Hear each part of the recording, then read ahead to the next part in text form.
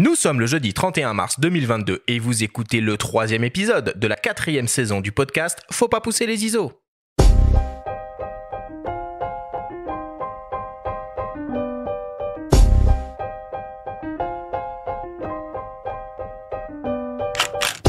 Bonjour à tous, je suis Arthur Azoulay et je vous souhaite la bienvenue sur Faut pas pousser les ISO, le podcast entièrement dédié à l'image pour tous les passionnés de photos et de vidéos. Aujourd'hui, on va parler matos, technologie et taille de capteur. On s'intéresse au système micro 4 tiers qui résiste encore et toujours à l'envahisseur 24-36 mm. Nous recevons pour l'occasion le journaliste Bruno Labarbère et Pierre-Yves Maître du laboratoire DxOMark. Cet épisode vous est présenté par Lumix et le GH6, l'outil ultime pour repousser vos limites créatives en vidéo.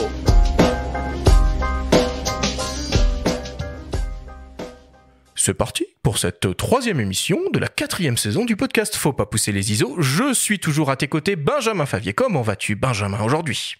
Bah écoute, ça va Arthur, très bien. Première émission matos de la saison, enfin deuxième, parce qu'on a quand même fait une spéciale. On a fait une petite spéciale GH6. Sur le GH6. On commence par du petit aujourd'hui. C'est ça, on va parler petit capteur. Et on est beaucoup en studio, on a le plaisir de recevoir pour la énième fois notre... Ah, c'est notre mascotte. Ouais, il a sa chaise à son nom. Bruno Labarbère, comment vas-tu mon ami Bruno ? J'ai été déplacé de chaise, je tiens à le préciser.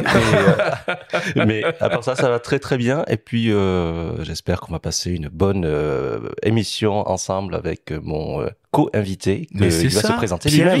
Pierre-Yves Maître, que vous avez déjà entendu à plusieurs reprises dans ce podcast. Pierre-Yves était intervenu sous la forme des petites capsules qu'on diffuse dans toutes les émissions. Mais aujourd'hui, on a le plaisir de l'avoir en chair et en os, en vrai, dans notre studio. Bonjour à toi Pierre-Yves, merci beaucoup d'être avec nous. Merci à toi Arthur. Alors vous le savez déjà, on en a déjà parlé plusieurs fois. Cette année, le podcast Faut pas pousser les ISO est partenaire du Venezia International Photo Festival qui se déroulera très prochainement du 7 au 10 avril prochain, pour être précis sur l'île de San Servolo à Venise en Italie. Le grand concours que nous avons organisé pour gagner 3 workshops pour cette édition 2022 du festival est désormais terminé et nous avons le plaisir d'annoncer que Didier Collas, Benoît Billard et Didier Legrand sont les grands lauréats et ont été contactés par DM sur Instagram. Nous les félicitons et leur souhaitons de profiter au maximum de cette belle expérience photographique. On les retrouvera dans quelques semaines pour qu'ils nous partagent leur expérience. Benjamin, même si on s'est déjà tous dit bonjour, je vais quand même présenter à nos auditeurs nos invités. Alors Bruno, tu es photographe et journaliste spécialisé indépendant. Tu collabores ou tu as collaboré avec de nombreuses rédactions comme Le Monde de la Photo ou Les Numériques où tu as été pendant plusieurs années chef de rubrique. Tu es également formateur à la Leica Academy et éditeur du fameux blog Mizuwari qui n'est pas assez mis à jour régulièrement malheureusement. En ce moment, tu travailles sur ton premier beau livre de photographie qui mettra en lumière une partie de tes images urbaines réalisées au Japon. Bruno, est-ce qu'il y a eu du nouveau depuis que j'ai écrit cette petite présentation ? Il n'y a pas eu de nouvel article sur Mizuwari. Ça, on le sait. Désolé. Mais allez-y. Il y a de belles interviews. Sur le livre, ça avance. Nous sommes en train, mon éditrice et moi, de rechercher des mécènes. Donc, si vous avez des mécènes qui traînent chez vous, dans votre placard ou dans vos contacts, contactez Faut pas pousser les ISO qui transmettront l'image, le message. Sinon, en ce moment, je suis en résidence pour le festival Planche Contact de Deauville, puisque j'ai été sélectionné parmi les tremplins jeunes talents par un jury présidé par Sarah Moon. Donc je suis content que Sarah Moon ait apprécié mes images. Bravo. Et l'exposition et le festival d'une manière générale auront lieu à la fin de l'année, à partir du 22 octobre jusqu'au 1er janvier 2023 à Deauville. Les planches de Deauville. Parfait. Sur les planches de Deauville, mais les jeunes talents, nous serons exposés aux Franciscaines, qui est un ancien couvent réaménagé. Les sœurs, elles ont été mises juste à côté. Nickel. Pierre-Yves maintenant. Alors Pierre-Yves, tu travailles pour la société DxOMark, qui est basée à Paris, une société française donc, depuis près de 5 ans, et tu occupes le poste de Product Owner Image Quality Expertise. C'est très précis.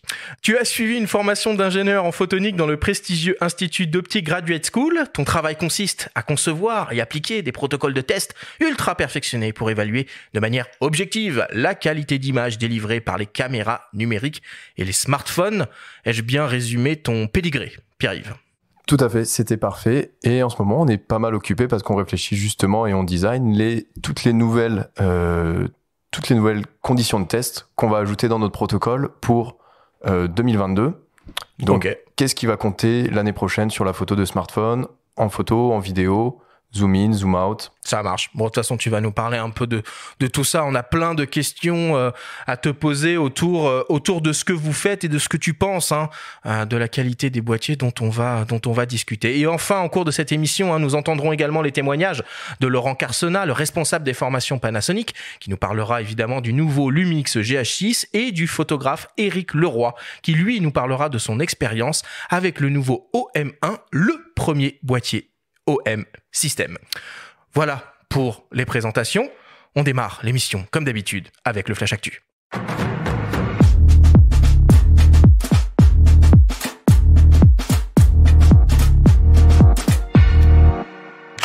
Cette semaine, dans le Flash Actu, Samyang annonce la deuxième version de son 35 mm f1.4. Laowa lance un 20 mm à décentrement et les rencontres d'Arles 2022 se dévoilent. Le Flash Actu vous est présenté par Fox.fr, le site des spécialistes de l'image. Samyang lance la version 2 de son 35 mm ultra lumineux f1.4 conçu pour couvrir le format 24-36 mm et proposé en monture Sony E. On retrouve une formule optique composée de 11 éléments répartis en 9 groupes avec 2 lentilles asphériques. Le constructeur annonce une qualité d'image exceptionnelle à toutes les ouvertures et dans toutes les zones de l'image. L'autofocus est assuré par une motorisation STM pas à pas linéaire optimisée pour des prises de vue photo et vidéo. L'objectif est protégé contre les intempéries et intègre un commutateur personnalisable. Il mesure 11,5 cm de long et pèse 719 grammes. Le Samyang AF 35 mm f1.4 FE2 sera disponible mi-avril et est proposé au prix de 799 €. On retrouve de nouveau le constructeur Venus Optics et la marque Laowa. Après l'annonce de l'Argus 25 mm f0.95 micro 4/3 la semaine dernière, aujourd'hui on découvre un ultra grand angle 20 mm f4 0D, donc annoncé sans distorsion et qui a la particularité d'offrir la possibilité de réaliser des décentrements avec un décalage de plus ou moins 11 mm pour corriger les verticales dans les images d'architecture par exemple. L'objectif est composé de 16 lentilles réparties en 11 groupes avec 2 éléments asphériques et 3 verres ED. Il dispose d'un grand cercle de couverture de 6,5 cm de diamètre. Il exploite un diaphragme à 14 lamelles et offre un rapport de grossissement maximal de 0,17 fois avec une distance minimale de mise au point de 25 cm. L'objectif est décliné dans de nombreuses montures Canon EF, RF, Nikon F, Nikon Z, Sony E, Pentax K, L-mount et Fujifilm G. Il est proposé au prix de 1099 $. Et pour finir, la prochaine édition des Rencontres d'Arles se déroulera à partir du 4 juillet prochain et jusqu'à la fin du mois de septembre sur le thème « Visible ou invisible, un été révélé ». Cette année, ce sont pas moins de 55 expositions qui seront proposées au public avec une mise en lumière spécifique des femmes photographes.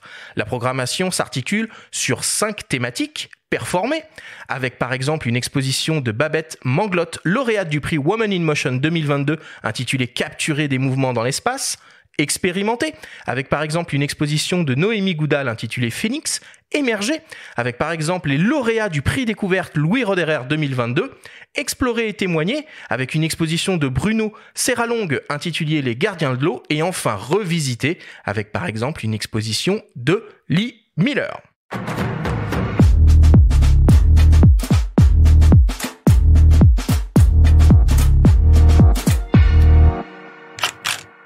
Voilà pour l'actualité cette semaine, toujours et encore dominée par l'arrivée de nouveaux objectifs de constructeurs tiers, Samyang, Laowa, encore. Ouais, puis surtout Venus Optics, c'est ça, il n'y a pas une semaine où il n'y a pas une optique Venus Optics qui parle. Ouais. Et ces fameuses optiques 0D d'ailleurs, vous en testez à DxOMark, des optiques Laowa? Alors on n'a jamais testé d'optique 0D, ni de Laowa d'ailleurs, ce qui pourrait changer dans les mois qui viennent. Par contre, dans notre protocole de test, le décentrement va pas être quelque chose qu'on peut vraiment mettre en valeur énormément. On va plus tester les qualités vraiment intrinsèques optiques, les défauts optiques. Alors les 0D, c'est zéro distorsion. Mais là, cette nouvelle optique-là, elle permet les décentrements. C'est souvent les photographes d'architecture qui utilisent ce type d'objectif. Je sais qu'il y en a aussi à l'époque, en tout cas, des réflexes, des modèles chez Canon et Nikon qui étaient assez réputés. Alors moi, j'ai vu passer quand même un teaser qui est assez surprenant. Alors je l'ai pas mis dans le déroulé principal du Flash Actu. On y reviendra peut-être la semaine prochaine, mais il semblerait que la marque TT Artisan, donc une marque d'optique chinoise, soit sur le point de lancer sa première optique autofocus. Ce serait un 32 mm f2.8 et ce serait décliné dans quasiment toutes les montures hybrides qui existent, dont Nikon Z et Canon RF. Et on le sait que Nikon et Canon n'ont a priori pas ouvert leur protocole de communication sur ces nouvelles montures. Donc ça voudrait dire que le constructeur a conçu ça par rétro-engineering. Bruno?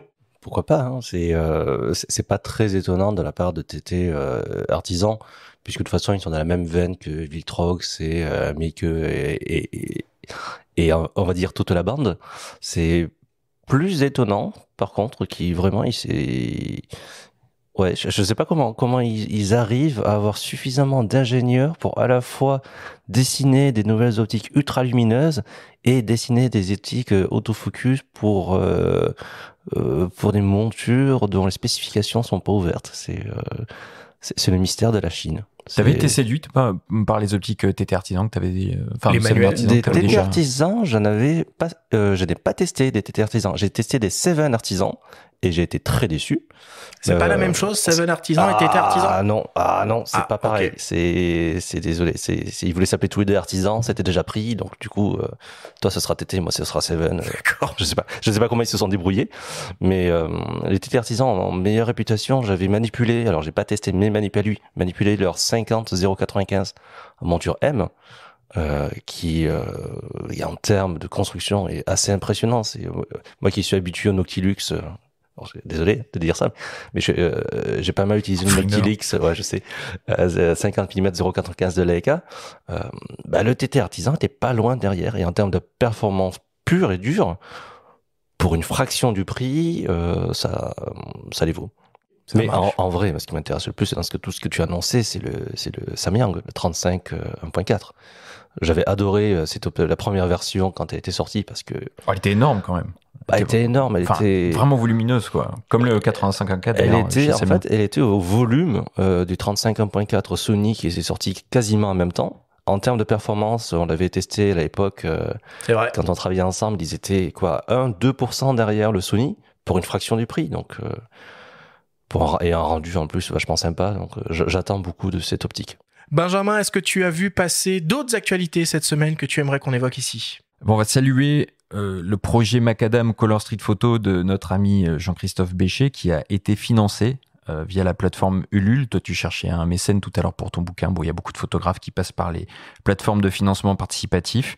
C'est son cas. Donc, son manifeste de street photo va paraître bientôt. Et il sera principalement articulé autour de 3 entretiens avec Michel Poivert, Jean-Luc Monterosso et Sylvie Hugues, qu'on connaît bien aussi.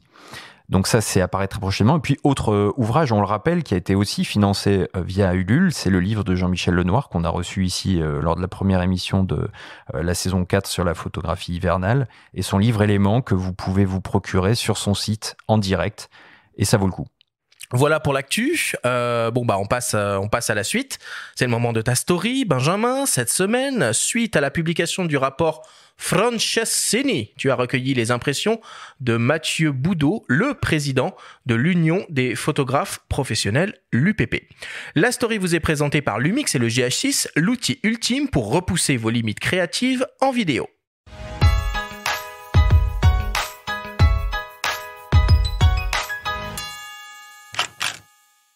Le rapport Franceschini sur le financement de la production et de la diffusion d'œuvres photographiques, commandé par la ministre de la Culture, Madame Bachelot, a été rendu public le 17 mars. Mathieu Boudot, président de l'Union des photographes professionnels, a fait partie des personnes consultées par la conseillère d'État dans le cadre de ce rapport. Si l'état des lieux est globalement bon, selon lui, l'ensemble des 31 mesures préconisées ne comporte pas suffisamment de contraintes et ne concerne qu'une minorité de membres de la profession. Il déplore par ailleurs que la photographie prenne trop souvent le pas sur les photographes dans les réflexions. Lors d'un rendez-vous au cabinet ministériel, la semaine dernière, le président de l'UPP a fait part de ses impressions et pointé des approximations, à propos des codes INSEE notamment, ainsi que de nombreuses lacunes, comme il nous l'a confié. On nous parle très peu ou pratiquement pas du tout des délais de paiement, que ce soit dans la presse ou de manière générale dans le cadre du rapport contractuel entre un photographe et son client, son diffuseur. On ne parle pas du tout des NFT qui en ce moment commencent à se développer de manière extrêmement importante. On nous parle peu ou pratiquement pas de la proportionnalité des revenus dans le cadre d'une cession de droit d'auteur. On ne nous parle pas du tout de la preuve de l'originalité de l'œuvre et notamment de l'inversement de cette preuve, c'est-à-dire on part du principe que lorsque le photographe est créateur, eh bien, son œuvre est originale et que ce serait plutôt à l'inverse, à celui qui veut montrer que sa photographie n'est pas originale, de prouver qu'elle ne l'est pas. Dans le cadre de l'état des lieux, on nous parle de la concurrence à bas prix, notamment les banques d'images ou les plateformes, notamment des plateformes voyous qui ne respectent pas le droit d'auteur. Dans les mesures, je ne vois strictement rien. Et ça, je trouve ça fort dommageable. Alors que le constat avait été fait dans l'état des lieux. C'est incroyable. Quant aux questions liées à l'éducation à l'image, thème cher à l'UPP, le rapport ne va pas assez loin selon lui. On nous parle de quelques petites mesures dans le cadre de classes spécifiques. Nous, ce que nous souhaiterions à l'UPP, c'est véritablement que l'ensemble des enfants, de la primaire quasiment jusqu'à la terminale, puissent être sensibilisés sur l'utilisation des images qui sont faites et des images qu'ils trouvent sur Internet. Et on ne peut pas prendre les images qui sont sur Internet pour en faire n'importe quoi. Voilà. Des actions concrètes ont pourtant été mises en œuvre récemment par le ministère de la Culture, comme la grande commande photographique confiée à la BNF. Alors, cette grande commande avait été promise par le président Emmanuel Macron à la fin du premier confinement de mémoire en mai 2020, je crois. Il avait parlé d'une grande commande publique, notamment de photographie, et nous avions salué à l'époque cette prise de position politique de la part du président de la République, en indiquant que ce sont au pouvoir public peut-être de donner des impulsions. Et donc, on avait applaudi. D'ailleurs, nous avions écrit une tribune, sauf erreur de ma part, dans le journal Libération au mois de juin 2020, pour indiquer au président de la République, cette commande, elle est importante. Elle a eu lieu pour sa première partie l'an dernier, qui a été proposée pour l'essentiel aux photojournalistes et dans une moindre mesure aux photographes auteurs, pour développer la photographie de presse et la photographie documentaire de manière plus générale. Donc nous saluons cette prise de position et cette action du ministère de la Culture via la BNF. Aujourd'hui, il y a, je vais dire, le deuxième round qui vient de se terminer là, il y a quelques jours, puisque je crois que la clôture des inscriptions était mi-mars. Et bien évidemment, c'est ce que nous attendions, nous, depuis longtemps. C'est toute proportion gardée, ce qui avait été fait avec la commande dans le cadre de la data dans les années 80, et encore dans une autre mesure, ce qui avait été fait par l'administration américaine dans les années 30, avec tous ces photographes qui sont partis, où on a encore aujourd'hui énormément d'images qui avaient été faites dans les années 30. Donc Walker Evans, Dorothée Allen, oui. Voilà, exactement. Donc, bien évidemment, on soutient à fond cette initiative de la part du ministère de la Culture. En période électorale, l'activité au sein des ministères peut être perturbée et l'avancée de certains dossiers mise en pause. Mathieu Baudot reste tout de même optimiste quant au fonctionnement de la machine administrative et du soutien dont il bénéficie, rue de Valois, où siège le ministère de la Culture. L'UPP souhaite malgré tout faire entendre sa voix dans la dernière ligne droite de la présidentielle. Il y a quelques semaines, l'organisation a ainsi adressé quelques doléances aux différents candidats. Nous avons envoyé à chacun des candidats, donc aux 12 candidats, un questionnaire qui fait 4 pages de mémoire, leur demandant de se positionner par rapport à la photographie, aux photographes plus précisément, leur demandant comment ils voyaient les choses, que ce soit sur le droit d'auteur, la preuve de l'originalité de l'œuvre dont je vous parlais tout à l'heure, sur les problèmes qu'il peut y avoir, notamment de la photographie de presse, sur les NFT et ainsi de suite, sur un certain nombre de sujets. Donc nous attendons, il y a quelques candidats qui nous ont répondu, mais pas tous, loin de là. Le premier tour est dans 15 jours. J'ose espérer que les candidats, ou du moins leurs équipes chargées de la culture, nous répondront d'ici le premier tour. Ce qui montrerait aussi, pour ceux qui ne répondent pas, le peu de cas qu'ils font de manière générale de la culture et plus particulièrement des photographes. Mais au fait, en quoi consiste l'UPP et quel est le rôle de cette organisation qui compte plus d'1 millier de membres actifs? L'Union des photographes professionnels, l'UPP, est une organisation professionnelle qui existe depuis un peu plus de 70 ans, depuis la fin de la Deuxième Guerre mondiale. Elle est le fruit du rapprochement des différentes organisations, amicales, clubs, associations de photographes au cours des années. Le dernier rapprochement qui a eu lieu s'est effectué il y a 11 ans exactement, et c'était entre les auteurs d'un côté, les auteurs photographes, et de l'autre, les photojournalistes. Donc aujourd'hui, nous représentons les 3 statuts de photographes, à savoir les auteurs, les photojournalistes et les artisans, avec chacun leur spécificité. L'UPP a 3 missions. La première est celle de défendre les intérêts et les droits des photographes, et plus particulièrement ce qui est véritablement le cœur même de notre engagement, c'est la défense du droit d'auteur, qui est extrêmement spécifique, puisque ça a été inventé par Beaumarchais il y a maintenant plus de 230 ans. La deuxième mission de l'UPP est bien évidemment de représenter les photographes auprès des pouvoirs publics, donc auprès évidemment du ministère de la Culture, et auprès des différentes instances dans lesquelles nous avons des représentants qui siègent, que ce soit la retraite, la formation professionnelle, la sécurité sociale des auteurs, etc., etc. Il y a un troisième élément qui est, à mon sens, important aussi pour une organisation professionnelle et à laquelle je tiens tout particulièrement, c'est que nous avons aussi une mission d'action culturelle, notamment par le biais de notre espace d'exposition à Paris, puisque nous avons nos propres locaux, mais aussi avec les quelques organisations ou associations avec lesquelles nous avons des partenariats particuliers, comme par exemple le prix Lucas Deléga dans le cadre du photojournalisme, etc., etc. Nous avons aujourd'hui, à jour de cotisation, plus de 1000 membres adhérents. C'est ce qui fait véritablement notre légitimité en l'espèce.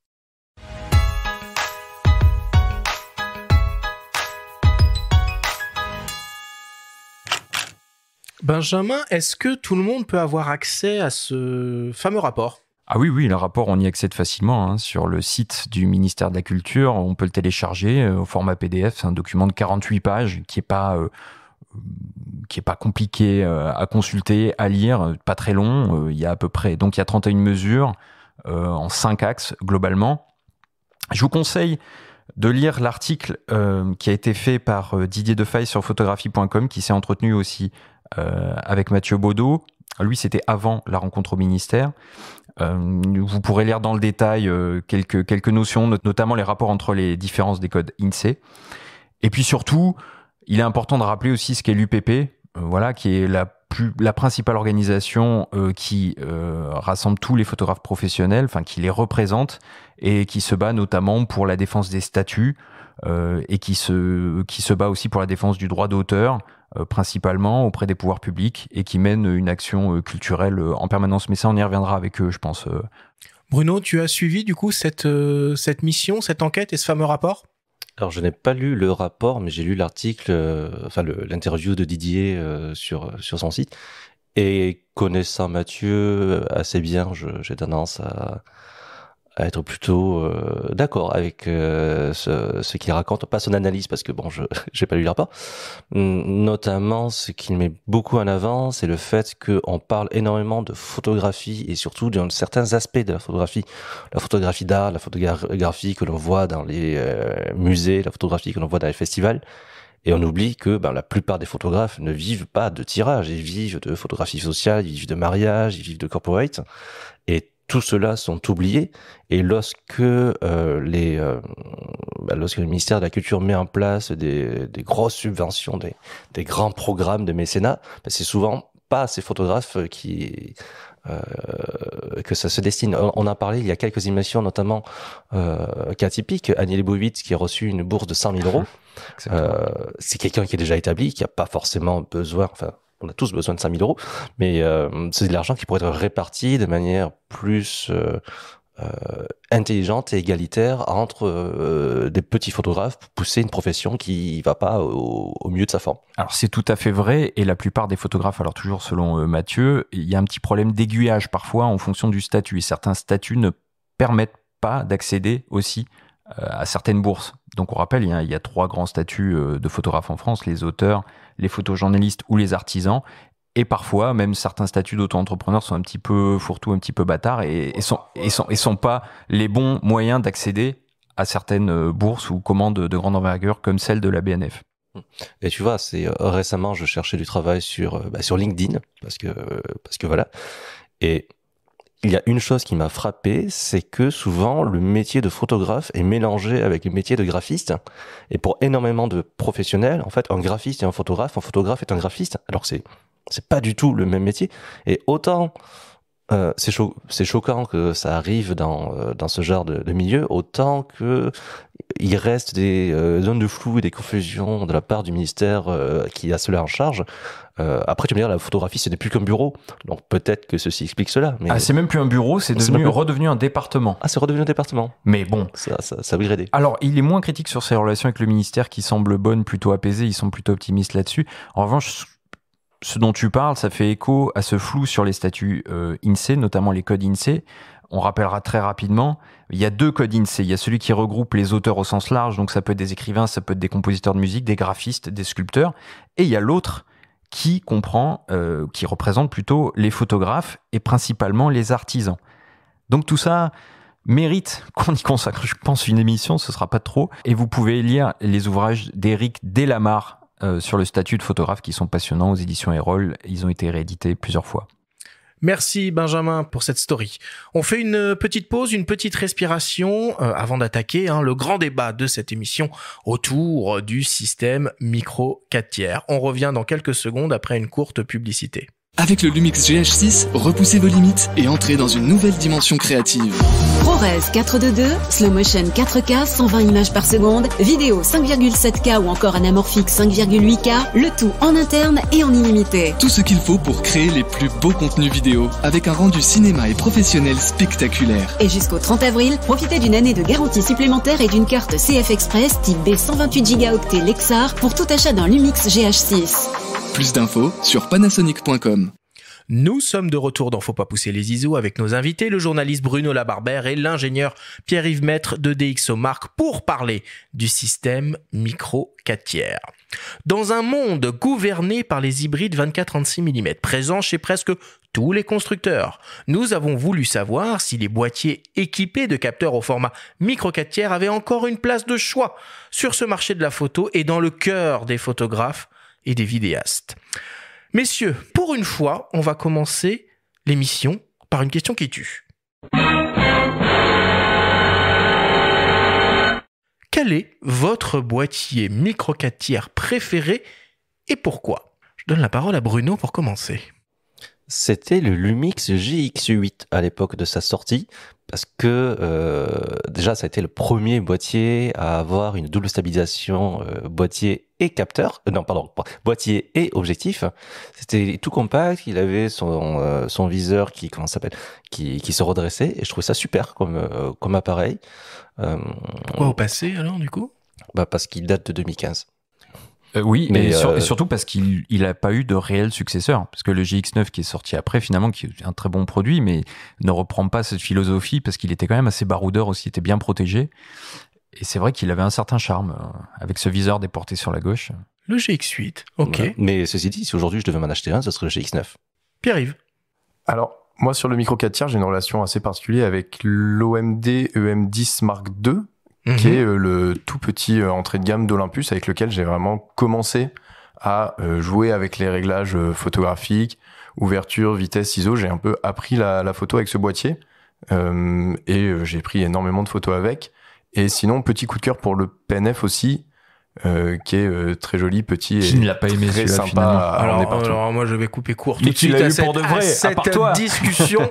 Le P9, c'est the boîtier micro 4/3. Il est beau, il est agréable à utiliser, il est petit, il est léger, il a tout pour lui. C'est mon seul et unique appareil photo. Voilà, on m'a pas posé la question, mais je réponds quand même. Benjamin, toi, c'est quoi ton chouchou ? C'est pas la question qui tue, c'est l'appareil qui tue. Non, mais je suis un peu embêté parce que pour moi, le micro 4/3, à l'origine, c'était de la vidéo surtout. C'était un usage principalement vidéo, donc les GH et notamment le GH5. pour la double stab, qui est absolument incroyable à me lever. Et depuis, je dirais le G9, parce qu'il a récupéré avec divers mises à jour pas mal de specs vidéo du GH5. Et le G9 avec le petit écran de rappel sur le dessus, une vraie ergonomie de boîtier pensé pour les photographes, très beau viseur. Et à même d'affronter toutes les intempéries, c'est le boîtier que je choisirais. Bon, alors on le voit évidemment naturellement, on a une team Lumix et une team Olympus. Alors peut-être pour commencer, il est important de revenir un peu aux origines de ce format qui a été lancé en 2008 par les sociétés justement Olympus et Panasonic. Bruno, toi qui es un puits de connaissances sur l'histoire de la photographie numérique, est-ce que tu peux mettre ta casquette de Père Castor et nous raconter l'histoire du micro 4 tiers ? Il était une fois. Le micro 4 tiers, comme tu l'as dit Arthur, est donc né en 2008, mais en vrai, il est né un petit peu avant. Le micro 4 tiers, il n'est pas vraiment micro, mais il est surtout inspiré du 4 tiers, qui lui est un format Olympus, qui, rappelons-le, pendant très très très longtemps a fait des réflexes argentiques fantastiques, les OM. Et numérique aussi. Et c'est ça le truc, c'est que pendant 20 ans, Olympus avait arrêté de faire des réflexes. Et lorsqu'ils sont revenus sur ce secteur, le numérique est arrivé. Et au lieu de faire comme tout le monde, c'est-à-dire essayer de reprendre leur bague ancienne et d'adapter de force un capteur à l'intérieur de leur boîtier, ils ont essayé de repenser la conception des objectifs, ils ont essayé de repenser la conception des capteurs. Et ils en sont arrivés à la conclusion que finalement, un capteur ayant des photosites un peu plus denses qu'une pellicule, ça servait pas forcément à grand chose d'aller taper dans les très très très gros capteurs. Donc on va plutôt se concentrer sur le meilleur de l'objectif, donc le centre. Et ils ont dû faire des calculs pas forcément de tête. Ils en sont venus à la conclusion que finalement, un capteur de 17 par 13 mm à peu près, ce serait largement suffisant pour faire des grands tirages. Et c'est ainsi qu'est né le format 4 tiers. Donc ils ont lancé leur premier boîtier, le E1, ça s'est bien passé, ou plus ou moins bien. Quelques années plus tard, ils ont réussi à embarquer Panasonic dans l'aventure du 4 tiers. Donc de son côté, Panasonic a lancé le L1, puis le L10, donc les deux seuls réflexes de l'histoire de Panasonic. C'est vrai, je me rappelle de ça. Le L10 qui, d'ailleurs, j'ai failli en acheter un quand j'ai commencé la photographie, mais la version Leica, le Digilux 3. Mm-hmm. Et à cette époque, c'était assez intéressant parce que d'un côté, tu avais ces petits réflexes, mais avec le viseur sur le côté, des boîtiers relativement compacts, et de l'autre, les grands classiques chez Canon, chez Nikon et chez Pentax. Et au bout d'un moment, Panasonic s'est dit que le réflexe c'est bien, mais on aimerait bien se démarquer un petit peu sur le marché de la photographie. Et comment se démarquer sur le marché de la photographie ? Essayons de faire des boîtiers plus compacts. Et comment on fait pour faire un boîtier réflexe plus compact ? On enlève la cage réflexe, mais on garde la même taille de capteur. Et c'est grosso modo ce qu'ils ont fait, c'est ils ont coupé la chambre réflexe, ils ont gardé exactement la même taille de capteur, ils ont rapproché la monture, donc ils ont réduit le tirage mécanique, et c'est ainsi qu'ils ont créé le format micro 4 tiers. Au format micro 4 tiers, mais qui garde le format 4 tiers. C'est-à-dire que le capteur est de même dimension. Micro 4 tiers, c'est la monture, c'est pas le capteur. C'est ça ? C'est le système. C'est le système. En fait, ouais. On peut pas mettre d'optique des réflexes, pour que tout le monde comprenne, peut-être des réflexes Olympus et Panasonic que tu as cités, sur les boîtiers micro 4 tiers, sauf à mettre un adaptateur. Parce que c'est plus les mêmes montures. Théoriquement, c'est possible. Théoriquement, c'est possible. Bon, maintenant, la bague, elle est introuvable parce qu'à l'époque, je suis pas certain que beaucoup de gens l'aient achetée. Elle existait, hein. Elle existait, mais elle existait. Donc, en 2008, Panasonic est arrivé avec le premier appareil photographique hybride moderne, et je précise moderne parce qu'il allez, vas-y. Là, je précise moderne parce que avec autofocus, parce que avec une visée électronique, voilà. Ça existait déjà. Epson avait déjà fait ça en 2004. Leica avait déjà fait ça en 2006. Mais il n'y avait pas d'autofocus, il n'y a pas de vidéo. Et c'était le Lumix G1, suivi une année plus tard par Olympus. Donc c'est assez rigolo parce que c'est Olympus qui finalement a donné l'impulsion initiale. Et puis Panasonic est arrivé avec ses gros moyens et son armada d'ingénieurs et surtout son savoir-faire en vidéo. Et c'est là qu'ils ont réussi à s'imposer petit à petit sur le segment des boîtiers peu encombrant, mais très très performant à la fois en vidéo et en photographie. Et pendant très longtemps, on était très contents des micro 4 tiers parce que finalement, en micro 4 tiers, en face, tu avais de la PSC, Sony, Samsung et Fujifilm. N'oublions pas Samsung, ouais, tu as raison. Et puis surtout, comme tu dis, et un très bon ratio point encombrement grâce aux optiques qui sont finalement de petite taille. Alors juste pour qu'on repositionne un peu les choses au bon endroit, du coup, les boîtiers micro 4 tiers, ils utilisent des capteurs qui sont plus petits que la PSC. C'est ça, Pierre-Yves, c'est quoi les dimensions d'un capteur micro 4 tiers? Alors le capteur micro 4 tiers, il est en 17 par 13.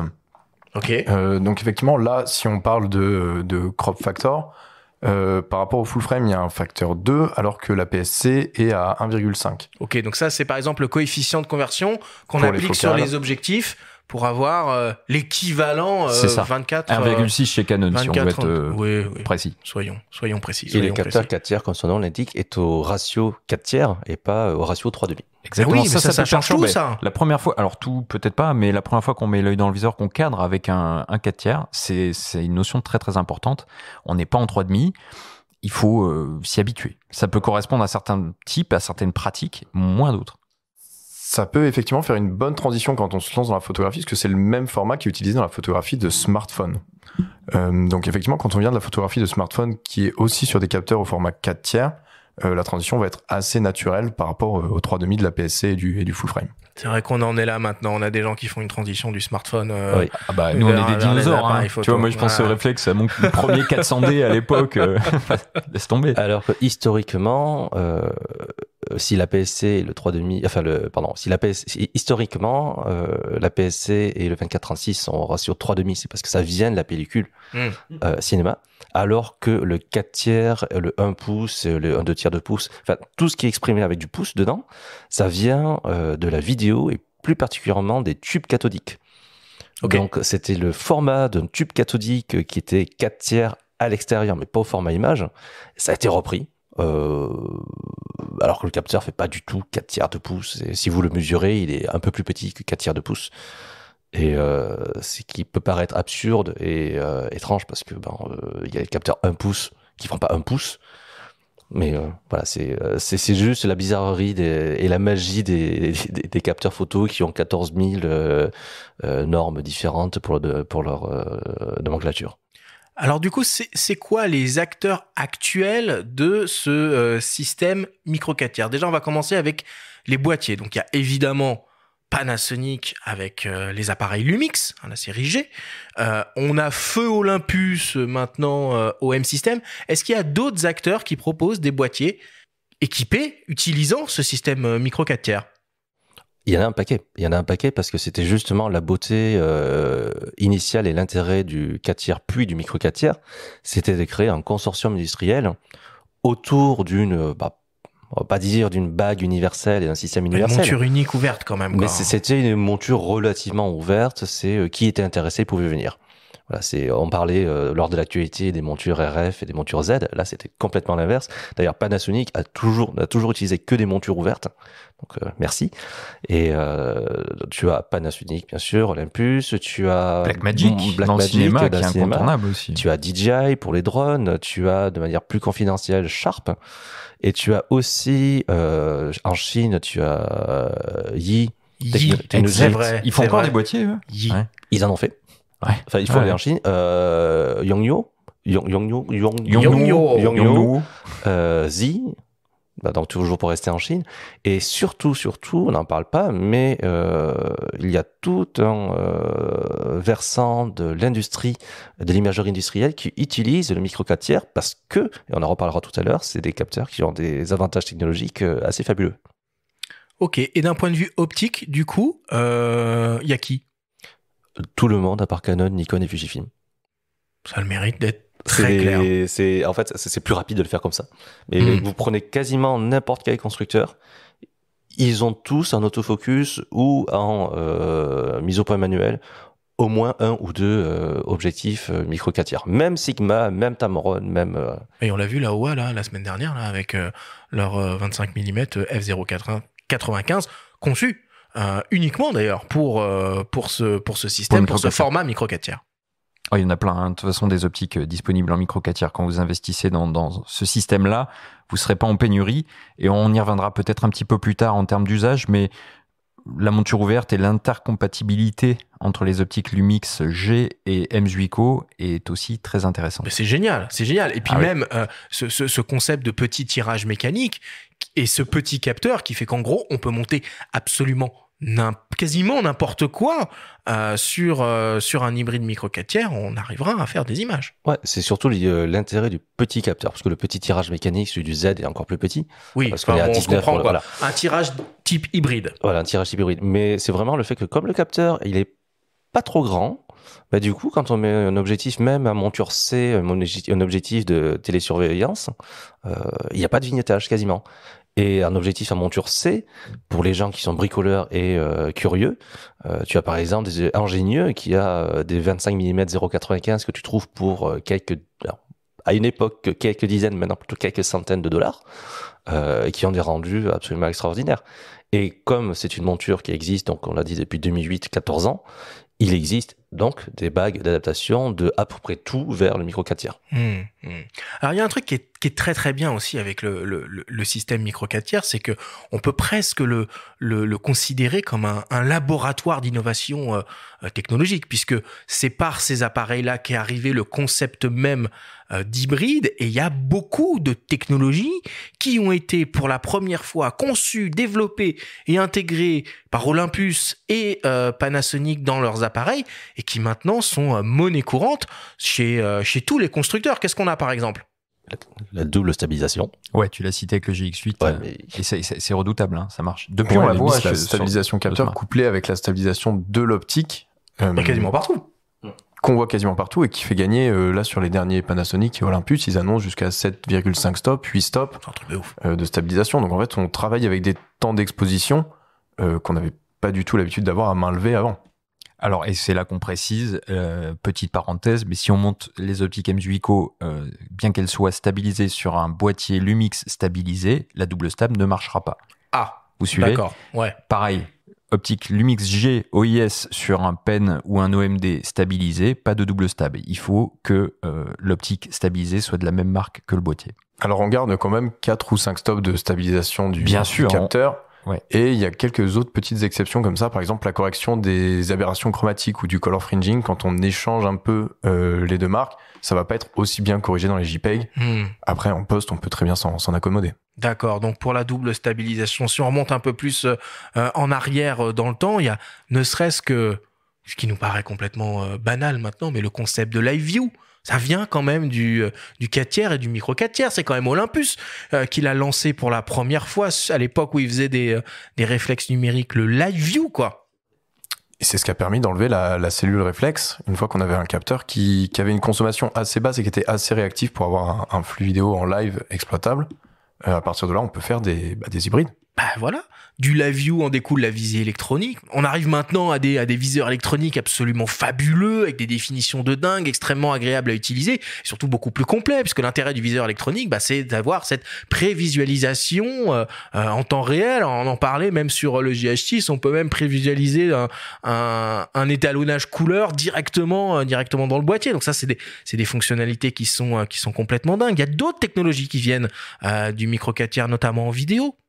Le GH4 à l'époque était le premier appareil grand public 4K. Alors c'est pas une technologie, voilà, mais pour le grand public c'était une grosse première. Et puis là il y en a partout de la 4K, même dans les smartphones. Même les smartphones filment en 8K aujourd'hui, c'est fou. Et de la 4K 120 FPS, de la 4K 120 FPS sur le GH6. Alors, en fait c'est ça, c'est ce que tu disais, c'est devenu tellement commun qu'on en oublie d'où ça vient. On oublie d'où ça vient. Bah, même certains modes de super résolution qui utilisent la stabilisation capteur avec l'IBIS et qui permettent un peu de compenser parfois le manque de mégapixels qu'on pourrait ressentir sur certains types de photos, de la photo de paysage, où là qu'on se place en main levée ou en trépied, on va avoir différentes résolutions bien supérieures qui sont générées soit par le mouvement de main levée, soit par les mouvements du capteur avec la stabilisation. Oui, tout à fait. Rendons justice à Pentax aussi, hein, qui l'a beaucoup fait sur ses réflexes. Mais par exemple, chez Lumix, on a le G9 qui propose ça. Et puis là, dernièrement, l'OM1, le premier appareil d'OM System, qui le fait aussi. Donc, c'est effectivement ça, un assemblage. L'OM1 va proposer du 40 mégapixels à main levée 50, et 80 mégapixels. 50 et 80 sur trépied. 50 et 80. Il y a des fonctionnalités aussi qu'on trouve là en ce moment dans les boîtiers Lumix qui sont assez peu visibles, mais la 4K photo, c'est un truc de dingue. Le post-focus, la 6K photo, le post-focus, des trucs comme ça. Ça va arriver sur d'autres systèmes. Pour en juger un peu gadget parfois. Mais bon, ça commence. C'est ludique. Ça commence comme un gadget et ça devient une évidence après. Ah oui, qui peut plus, peut le moins. Mais là-dessus, ils sont pas avares. On peut chez peut-être le dire. Plus, le live composite, j'en souviens, de l'OMD EM5 Mark II, que j'ai jamais utilisé, mais dans l'idée, c'est absolument génial. C'est surtout pour quelqu'un qui vient de l'argentique, tu prévisualises déjà les longues expositions, et puis ça tient compte des zones qui vont être cramées, donc ça finalement les supprime dès la prise de vue. Et pour ceux qui font du paysage de nuit ou du light painting, c'est absolument dingue. Et là, toujours en termes d'innovation, chez Olympus, on trouve sur le M1X et sur le dernier OM1 des filtres ND, des simulations de filtres ND qu'on peut aussi prévisualiser. Donc c'est assez génial, de ND2 jusqu'à ND64, plus besoin de mettre un filtre ND sur son appareil, on peut le simuler avec le boîtier. C'est quand même vachement bien. Bon, hasard ou coïncidence, ce début d'année 2022 est particulièrement excitant en ce qui concerne les nouveaux produits, les nouveaux boîtiers micro 4 tiers. Pas un, mais bien 2 nouveautés sont arrivées sur le marché. Le premier boîtier signé OM System ex-Olympus, l'OM1 dont on a déjà un peu parlé, et le très attendu Lumix GH6 qui est signé Panasonic. Panasonic et OM System sont donc les 2 seuls acteurs à proposer des boîtiers micro 4 tiers conçus pour un usage photo. Nous nous sommes entretenus avec Laurent Carsona de Panasonic France, qui est responsable des formations. Il nous présente la gamme actuelle Lumix micro 4 tiers. On l'écoute. La première chose à retenir, c'est que chez Lumix, des boîtiers, il y en a pour tout le monde. On va avoir toute une gamme, aussi bien photo, vidéo, etc. Et pour revenir un peu dessus, je vais vous expliquer, il y a 3 catégories principales. Alors la première gamme, ça va être la gamme GX, qui eux ont plutôt un look un peu vintage, un peu plat dans l'esthétique. Un boîtier, une gamme qui va s'appeler G, qui elle a un design rassurant, avec des designs qu'on connaît, une form factor entre guillemets réflexe, donc avec une prise en main un petit peu plus cossue, on va dire, donc boîtier forcément un petit peu plus gros. Et au-delà, on va avoir la gamme GH qui, elle, alors, a le même look que les G, c'est-à-dire des looks assez connus, mais plutôt orientés vidéo. Dans la gamme G, on va avoir toute une gamme, en partant d'en haut, là, le G9, qui est un produit, on va dire, expert, voire semi-expert, qui est bardé de fonctionnalités, en photo bien sûr avec sa stabilisation, etc.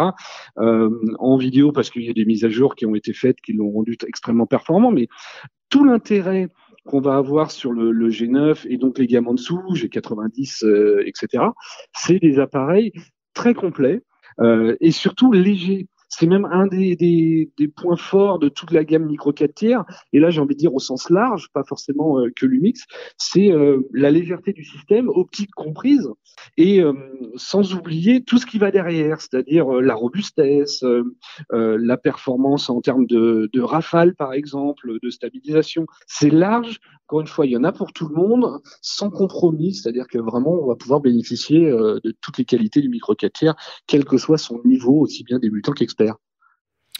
Alors on le voit, hein, la grosse actualité en ce qui concerne le micro 4 tiers chez Lumix, c'est plutôt tourné vers la vidéo, avec évidemment le nouveau GH6 et les récents GH5 II. Mais les boîtiers plus orientés photo ont toujours de sérieux arguments à défendre. Bruno, le Lumix G9 sorti en 2017, le Lumix GX9 sorti en 2018 par exemple, est-ce que c'est des boîtiers qui sont toujours dans le coup, aussi bien d'un point de vue spec que performance?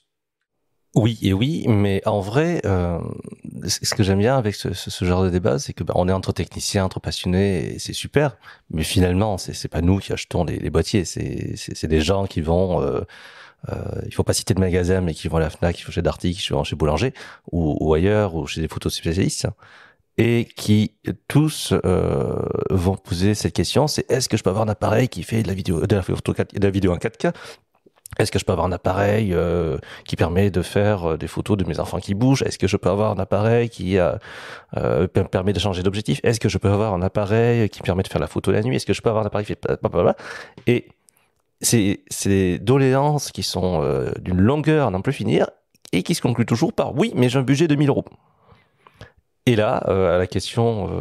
ce qui est déjà un beau budget. Ce qui est déjà un beau budget. Mais souvent, le budget, c'est plus qu'est-ce que vous avez autour de 600, 700 € parce que j'ai déjà acheté un smartphone à 700, 800 €, mais je veux surtout pas mettre plus pour mon appareil photo. Et il se trouve que les seuls boîtiers qui sont capables de faire tout ça, ce sont des micro 4 tiers. À ce niveau de prix et de gamme, vous n'avez pas un seul APS-C et vous n'avez bien sûr aucun 24-36. Et je pense que la grande chance des boîtiers micro 4 tiers, c'est d'être poussé par des gens comme Panasonic et Olympus dans une moindre mesure. Mais c'est des gens qui évitent de faire de la segmentation technologique en fonction du prix. Lorsque un nouvel appareil sort, en l'occurrence le GH6 pour l'année 2022, on a la certitude que la plupart de ces technologies vont redescendre dans les gammes inférieures et que simultanément, les gammes inférieures ne vont pas augmenter en tarif. Et aujourd'hui, tu parles du G9 et du GX9 qui ont certes quelques années, mais à l'intérieur, c'est du processeur, c'est du capteur, c'est des technologies de GH5. Et le GH5, jusqu'à il y a 3 semaines, c'était encore le meilleur hybride vidéo. Voilà. Et c'est vraiment ça qu'il faut retenir, c'est que en termes de rapport performance-prix, on n'est pas dans la dernière nouveauté, on n'est pas dans il faut faire des rafales à 60 images par seconde. Les photographes qui veulent juste faire des bonnes photos en toutes circonstances et pas vendre un rein pour cela, c'est le micro 4 tiers qu'il leur faut. Oui, puis on vante souvent ou on évoque les nouveautés. Faut rappeler aussi, et on le fait parfois avec certains invités, certains vidéastes, que des technologies comme la 4K et la 8K a fortiori vont pas forcément être les standards, même pour les professionnels qui vont se contenter de la 1080p par exemple en vidéo. Donc ça sert à rien d'être dans cette course à la définition. Ça vaut aussi pour la définition des capteurs. Je dirais juste une chose par rapport à la pérennité. Tu posais la question, est-ce qu'un G9 ou un GX9 sont obsolètes? Quand on considère un système aussi, il faut parler des optiques. Il faut commencer même peut-être par là. Et je dirais que vu la gamme optique disponible, on a parlé de tous les acteurs, mais surtout chez Panasonic et chez OM System, je dirais que, en tout cas, on peut investir les yeux fermés dans ces boîtiers-là et surtout investir en priorité dans les optiques. C'est eux qui feront qu'à la fin, l'image sera... Et qui sont un peu dans la même philosophie, qui sont beaucoup plus abordables que des optiques équivalentes ou comparables. Ça dépend. Constructeur 24-36, quoi. Alors, pondération sur ce point, il faudrait comparer les optiques, par exemple un 17 mm f1.2 Pro M8Co à comparer avec peut-être un Fuji 23 mm f2 WR. Je suis pas certain. Il faudrait vraiment qu'on regarde dans le détail. Néanmoins, de manière générale, c'est assez vrai. Et en revanche, si vous recherchez une capacité maximale au niveau du système, je crois que c'est là que il n'y a pas de débat. Voilà, parce qu'ils ont des performances qui sont bonnes, voire très bonnes, mais surtout, ils ont su trouver et se placer sur le cas d'usage photo ou vidéo qui tirent le meilleur parti de ces performances. Et avec Panasonic, c'est surtout plutôt la vidéo. Avec Olympus, ça va être un peu la photo de nature aussi, où on va avoir des longues focales. On veut un 400 mm, un 600 mm qui reste très compact pour pouvoir partir a priori loin en autonomie avec du matériel plutôt léger. Mais des gammes de focales qui correspondent en poids ou en encombrement à des choses bien plus grosses et bien plus chères sur d'autres formats. Pierre-Yves, d'ailleurs, petite question. Alors, on a la majorité des boîtiers micro 4 tiers qui exploitent le 16 ou le 20 millions de pixels, sauf peut-être le GH6 qui est passé sur du 25 millions de pixels. On est très loin, en fait, de ce qu'on peut trouver en APS-C et en 24-36 sur cet aspect-là. Pourquoi ? Alors, quand on s'intéresse à ça, il faut revenir à la taille du pixel lui-même, du photosite qu'on appelle, et on appelle ça le pixel pitch couramment. En fait, quand on va regarder les capteurs les plus résolus en full frame, on est aux environs de 60 mégapixels, le Leica M11 ou la 7R4. Et en APS-C, on va avoir du 32-35 mégapixels. Et en fait, tout ça, on se retrouve autour de 3 micromètres ou 3,7 micromètres pour la taille de côté du pixel. Et en fait, cette limite-là, pour vraiment faire de la photographie de haute qualité, elle est liée au niveau de bruit qu'on va avoir par pixel. Elle correspond aussi à la taille des tâches qu'on va avoir derrière les optiques selon les différentes ouvertures avec la diffraction. Donc en fait, autour de 3,7 micromètres, c'est là que se trouve la taille de pixel qui est un bon compromis pour la photo et la vidéo. Et si on descend en dessous, on va devoir faire un peu des compromis sur le bruit ou sur la résolution. Donc, ce qui fait qu'on se retrouve sur le schématiser, pardon, Tintin, mais peut-être pour qu'on vulgarise un petit peu le propos, c'est-à-dire que plus le photosite est grand, plus il capte la lumière ou plus il gère mieux le bruit, pour vraiment schématiser. Exactement. Le bruit va vraiment être lié à la quantité de photons qu'il va pouvoir capter sur une seconde, et plus il est grand, plus il peut récupérer de photons sur sa surface. Et du coup, plus la taille du capteur est réduite, et moins on peut avoir des photosites. Ok, donc ça veut dire qu'on est arrivé au bout de l'histoire, là, avec 20 millions de pixels en micro 4 tiers, 40 en APS-C et 60 en 1.436 ? Alors, à 25 millions de pixels, à 25 millions de pixels sur le GH6, on est pas loin de 3 microns pour la taille du pixel. Ok. Et pour continuer un peu sur cette réflexion, il y a deux technologies, dont une qu'on retrouve majoritairement sur les boîtiers micro 4 tiers, qui est le LiveMOS. Et on voit arriver avec l'OM1 le premier StackMOS. Est-ce que tu peux un peu nous expliquer la différence de technologie qu'il y a entre ces deux capteurs ? Alors, sur les deux technologies qu'on a vu arriver sur les GH6 et les OM1, il y a le StackMOS qui là va vraiment permettre, au niveau de la technologie et du montage du capteur, des couches entre les surfaces sensibles de pixels et le câblage électronique, d'avoir des vitesses de lecture qui sont rapides. Donc ça, pour la rafale, pour le 120 fps, c'est très intéressant, et aussi pour réduire le rolling shutter. Et ensuite, il y a le BSI, le Back Illuminated Sensor, qu'on a vu arriver sur d'autres formats de capteurs auparavant, qui là permet d'augmenter plutôt la sensibilité et la dynamique du capteur. Est-ce qu'on sait un peu qui sont les constructeurs des capteurs micro 4 tiers, ou c'est secret défense ? Olympus utilise sur l'OM1 un capteur Sony, qui est qu'on apprenne à dire OM System maintenant. OM System, oui, pardon. Et en revanche, on ne sait pas encore qui a fabriqué le capteur du GH6. Il y a un petit flou. C'est peut-être Panasonic lui-même, non ? Alors Panasonic était dans les capteurs auparavant. Il me semble qu'ils avaient arrêté leur business un petit peu de capteurs pendant quelques années. En fait, Panasonic fait toujours des capteurs, mais c'est pas la maison mère qui les fait, c'est la filiale Towa Jazz. C'est kiff bourricot, hein. C'est juste de la comptabilité et voilà, c'est l'histoire de comptabilité. Mais a priori, c'est Panasonic. Panasonic d'ailleurs reste l'un des plus gros fabricants de capteurs d'une manière générale sur cette planète. Tant qu'on se souvient que la plupart des capteurs ne finissent pas dans des appareils photo, ni même dans des smartphones, ça finit dans des caméras de surveillance et de plus en plus dans des véhicules semi-autonomes. Donc, mais Panasonic se fournit chez les deux.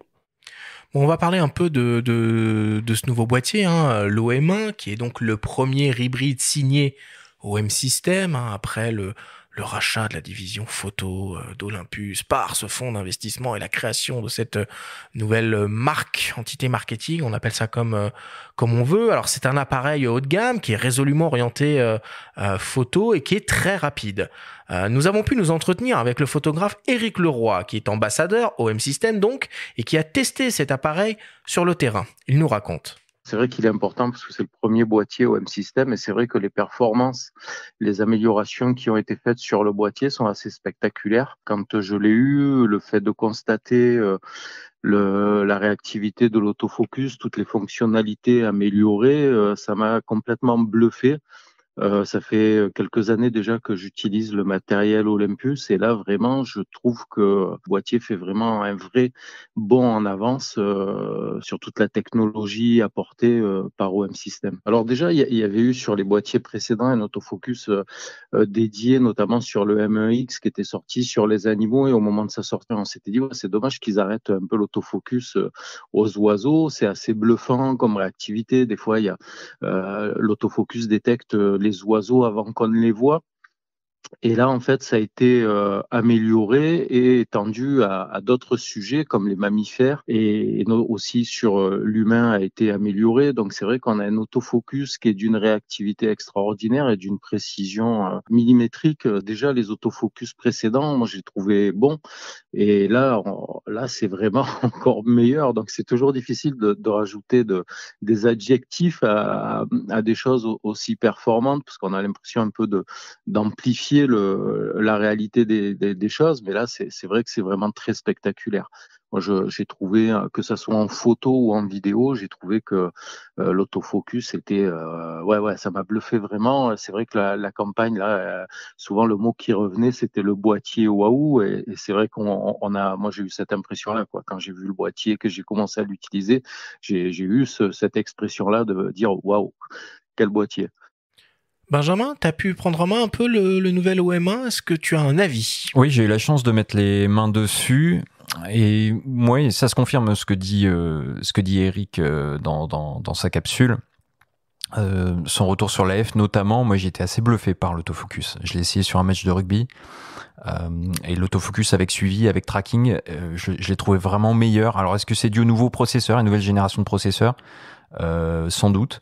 En tout cas, l'OM1, c'est en fait un EM1X sans la poignée intégrée finalement.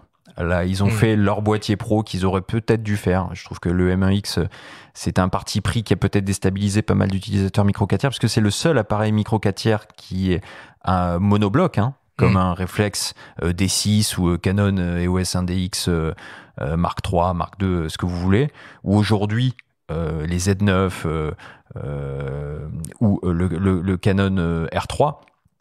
Donc, ils sont revenus à cette compacité et avec des performances et des fonctions qu'on trouve dans le M1X. Donc, le compromis est là, il est très bon, et surtout, en vidéo, on n'en parle pas, mais en vidéo, Olympus, enfin, OM System fait désormais très bien les choses avec beaucoup de fonctions, du log, de la vidéo 50p en 4K, enfin, c'est très complet, quoi.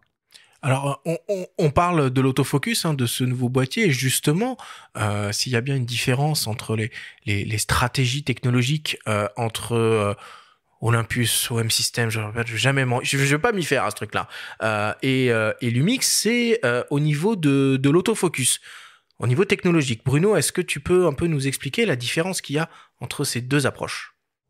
En fait, Panasonic est très attaché à une technologie qui s'appelle le DFD, dont j'ai oublié le sens de la from defocus. Exactement, voilà. Donc, on fait la mise au point à partir des zones floues.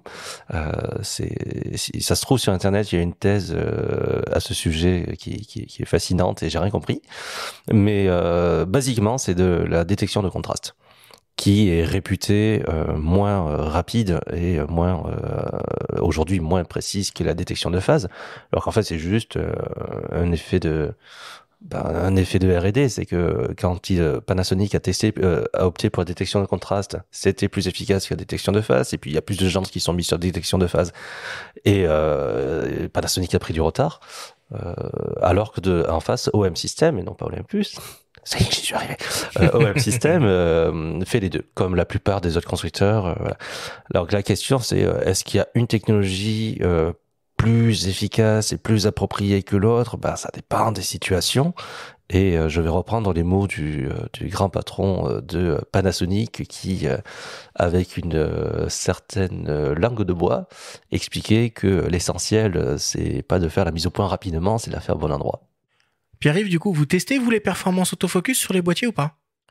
Alors non, on les teste pas sur les boîtiers, on se concentre vraiment sur les capacités à capter l'information de l'image par le capteur. Okay. Par contre, on le teste énormément sur les smartphones. Ouais. Là, on voit les différences entre détection de contraste, détection de phase, mais aussi des autofocus laser, avec tous les systèmes qu'on appelle TOF, qui ont leurs forces et faiblesses selon les conditions lumineuses et les distances. Ce qui est intéressant sur l'OM System OM1, qui est plutôt sur lui de la détection de phase et un peu de contraste aussi, c'est qu'il a une structure de capteur qui s'appelle quad Bayer, où en fait un pixel vert ou un pixel rouge ou bleu va être sous-découpé en 4 petits pixels avec une seule lentille par-dessus, et qui permet de faire de la détection de phase dans les deux directions, horizontale, verticale, pour avoir un autofocus vraiment rapide et fiable. C'est une structure de capteur qu'on voit énormément aussi sur les smartphones, le quad, voire le Nona chez Samsung, où ils ont 3 pixels par 3 pixels, où là on descend vraiment sur des tout petits pixels bien en dessous du 3 microns dont on parlait tout à l'heure, jusque 0,8 ou 0,64, où là on a des problèmes de bruit, mais après il y a des algorithmes pour corriger tout ça. Et donc l'OM System, OM1 a un quad Bayer avec 2 pixels par 2 pixels, mais qu'il utilise toujours pour faire ces images, en tout cas, fusionnées en un seul pixel. Il utilise la séparation que pour l'AF. Bon, on l'a bien vu, hein, le système micro 4 tiers est toujours dans le coup. Hein, je pense qu'on peut affirmer ça. Il a jamais plus été dans le coup, en fait. C'est juste qu'on nous a tellement martelé. C'était des fantasmes sur du marketing d'hybride 24-36 à tout va, finalement. C'est ça, on nous a tellement martelé ça. Je connais même un podcast français qui avait fait sa première émission sur le 24-36 et vachement bien conclu que en fait, non, il y a plein d'autres choses en dehors du 24-36. Bon, enfin, on va quand même être un peu obligé de comparer le micro 4 tiers au 24-36 mm, enfin, au capteur plus grand d'une manière générale, et on va essayer de voir un peu les avantages et les inconvénients. Mais d'ailleurs, bah oui, et puis Lumix s'est mis au 24-36 aussi entre-temps aussi. En plus. Donc peut-être que les rumeurs sont venues de là, et le rachat de la division image d'Olympus par le fonds d'investissement japonais y a participé aussi. On commence par les avantages du micro 4 tiers versus 24-36. Allez-y, balancez. Compact. C'est plus rapide. Système compact. Ouais, système compact, rapide. Électroniquement, c'est plus rapide. Un peu plus abordable. Ça dépend. Ça permet d'avoir des très longues focales pour pas cher. Si vous faites du sport de l'animalier, ouais. Ça permet d'avoir des menus Panasonic. Alors, je suis désolé, mais je considère ça comme un avantage. Alors, les nouveaux menus de l'OM1 sont pas mal. Là, il faut saluer. Sur le OM1, ils ont fait des progrès, mais c'est vrai que les menus, notamment du S5 et tout, sont très clairs. Bon, là c'est du 24-36, mais sur le micro 4 tiers aussi. Voilà. C'est vrai. Moi, je citerai la vidéo comme avantage, mais pour la profondeur de champ. Ouais. Il y a une tolérance un petit peu plus grande, plus petit capteur, donc on peut se louper un petit peu parfois sur la mise au point, notamment mise au point manuelle. Beaucoup de vidéastes font la mise au point en manuel. Et on pardonne un petit peu plus en micro 4 tiers. On peut choper des optiques ultra lumineuses à 1.7 ou je pense à la doublette 10-25, 25-50 chez Lumix qui est dingue pour la vidéo basse lumière. Et la tolérance est quand même plus clémente en vidéo. C'est une super transition parce que c'est un bon avantage pour la vidéo. Pour la photo, par contre, ça peut être une limitation, peut-être une des premières limitations. Allez, on bascule sur les inconvénients. Non, j'avais pas fini. Les avantages, je vais mettre des Metabone Speed Booster. Donc, du coup, ça te fait des 50 mm f/0.7 comme Stanley Kubrick. Et puis, quand le capteur est plus petit, il est plus facile à stabiliser et il chauffe moins. Et donc, du coup, théoriquement, on peut avoir une meilleure autonomie. Et je vais rajouter une chose qui paraît évidente, mais qu'il faut quand même rajouter, c'est l'intercompatibilité optique entre la gamme Olympus, Panasonic et tous les constructeurs qui proposent des optiques tierces natives en format micro 4 tiers. C'est vrai, puis il y a juste un aspect avant qu'on bascule sur les contres, quelque part, ou les désavantages, mais c'est la robustesse. Il y a beaucoup de produits qui peuvent se targuer d'être robustes. J'ai cité Pentax tout à l'heure, enfin Ricoh désormais, et ils ont toujours été un petit peu le symbole de ça. On prend un OMD, on prend un Lumix G9 ou GH5, c'est des... Bah voilà, c'est des rocs. On peut les amener sur le terrain. Je dis pas qu'on va plonger avec ou faire n'importe quoi, mais c'est très très résistant. Les inconvénients maintenant. Alors on a commencé par le bruit. Il y en a les gars quand même. Il y en a un de peu. Champ, si on a une ouverture équivalente à ce qu'on a en 24-36, on a un peu moins d'effet de profondeur de champ ou de séparation du sujet. Il faut ouvrir plus grand. Ouais, c'est les effets de profondeur de champ qui sont moins marqués. C'est un semi-inconvénient. Non, par contre, ce qui est plus gênant, c'est l'inverse des longues focales. C'est que c'est beaucoup plus compliqué d'avoir des très grands angles. Voilà, j'allais dire les amoureux de paysage de grand angle. Là, c'est plus compliqué. Il y a de belles optiques. Moi, j'aime beaucoup le Leica DG818 de mémoire f2.8.4 chez Lumix. Très, très belle optique. Néanmoins, c'est vrai que là-dessus... Voilà, on parlait, tu parlais du 14 mm semi-angle. Par rapport à un équivalent 14 mm sur micro 4 tiers, il faut en 7 mm. Ouais. Ça court pas les rues, les 7 mm. Hein. Il y a un 7-14 de 8 chez Olympus. Ouais, le choix. Alors, en termes de poids, après, c'est une autre affaire. Ok. Et ensuite, pour finir, là où on reteste vraiment la performance capteur chez DxOMark dans nos tests capteurs, il y a vraiment la performance à capter de la lumière. Où il y a encore une différence entre micro 4 tiers, APS-C et full frame. Alors, du coup, sur les dernières générations qu'on a testées, on a eu le GH5 Mark II qui est passé chez nous, et récemment un APS-C 26 mégapixels qui est le Pixie, avec un capteur APS-C assez récent qui est très performant. Et français. Et on voit une différence encore entre 2 tiers et 1 tiers de stop. Nous, on regarde vraiment la dynamique, profondeur de couleur et niveau de bruit. Alors, si tu traduis concrètement, 1 tiers, 2 tiers de stop. Globalement, dynamique, c'est pas grand chose. Et puis en dynamique aussi, quoi. C'est pas énorme, mais quand on passe vraiment la barre des 13 stops de dynamique comme on peut l'avoir sur certains APS-C haut de gamme et sur du full frame, là on voit vraiment la dynamique qui est quand même assez large. Et après en bruit, c'est surtout quand on va monter un peu les ISO et sur le low light. Ouais, faut pas les pousser les ISO. Hein. Ah non, pardon, jamais ici. Oui, et puis tu sais, pour la dynamique, t'apprends à exposer correctement, et puis tu fais des choix, tu sais, t'as pas besoin de tout voir. Hein, Non, bien sûr, mais vraiment sur la performance capteur, effectivement, il y a encore une petite différence à ISO natif entre les trois différents grands formats de capteurs, micro 4 tiers, APS-C, mais rien qui soit vraiment limitant dans l'utilisation photo. On va rarement se retrouver bloqué par la dynamique du micro 4 tiers. Oui, bon. Ce que tu dis, c'est que là où on est bloqué à 6004 en micro 4 tiers, avec un APS-C moderne, on pourrait être à 12008. Voilà. Mais avec un micro 4 tiers, on peut avoir une double stabilisation à 7 stops. Et travailler avec des temps d'expo qui sont très chouettes. Je suis objectivité. Et après, sans pousser les ISO, je vais pas trop pousser les ISO, mais on a aussi pas mal de capteurs maintenant avec des dual gain ou des doubles le double ISO natif. Le double ISO natif, où là, en fait, quand on arrive sur des ISO un peu plus haut, comme à 800 ISO, il va rentrer dans un deuxième mode de lecture où on regagne un petit peu de dynamique. Bon, et puis il y a quand même un autre inconvénient qu'il faut pas oublier, c'est finalement cette limitation qu'on peut avoir dans la définition des photos. Voilà, on va tourner entre 20 25 millions de pixels. Et en vidéo. Mécaniquement, ma cache la 8K, hein. Alors c'est possible parce que le premier boîtier 8K qui est sorti, c'était un micro 4 tiers chez Sharp. Mais voilà, c'est tout, c'est un proto. Donc la question c'est, est-ce qu'ils vont finalement sortir un boîtier où ils vont descendre en dessous de ces 3 microns de taille de pixels et aller, parce que les smartphones l'ont fait finalement sur des pixels qui sont plus petits et compter sur des algorithmes de réduction de bruit pour atteindre une super bonne qualité d'image. Sur tes 8K, tu vois, c'est quoi? C'est 33 millions de pixels, tu en as 30 millions qui servent à rien donc sur les smartphones. Donc. Voilà. C'est possible hein, sur le micro 4 tiers. Après, c'est vrai que la vidéo, l'image vidéo, on la regarde pas comme une image photo, donc on passe pas son temps à ausculter pixel par pixel et comme tout était un peu flou. De notre côté, c'est bien grave aujourd'hui. On prend en général moins de piquets d'ailleurs en vidéo, ouais. Donc on verra. C'est un autre débat encore. Enfin, en tout cas, hein, on peut pas parler de micro 4 tiers sans évidemment parler de vidéo.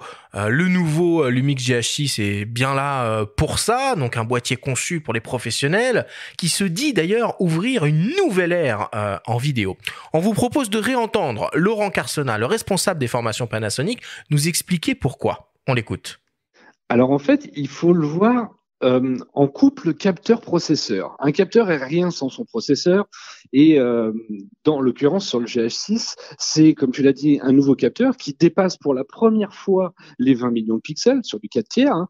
Pour la partie vidéo, l'intérêt c'est que encore une fois, ce couple capteur-processeur va nous permettre d'aller beaucoup plus loin, d'arriver à faire de la 5,7K en 16 neuvième, de la 5,8K en 4 tiers. Alors ça, c'est plutôt pour l'anamorphique, parce que l'anamorphique nécessite de filmer en 4 tiers.